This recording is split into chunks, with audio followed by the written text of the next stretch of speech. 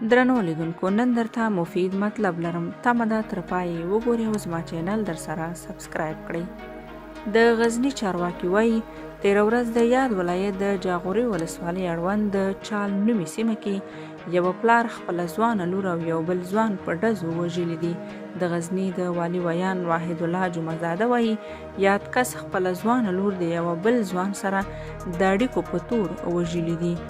د جمعزاده په خبره د نجلۍ پلار له کوره تښتېدلی و، خو پولیسو تر پلټنو وروسته ونیوه او اوس تر پوښتنو او ګروېږنو لاندې دی.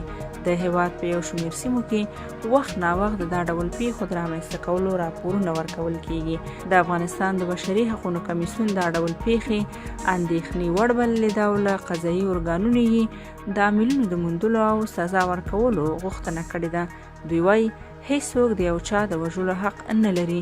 که یو څوک په یو جرم تورنېږي، د قانوني بنسټونو له لوري باید قضیه وڅېړل شي.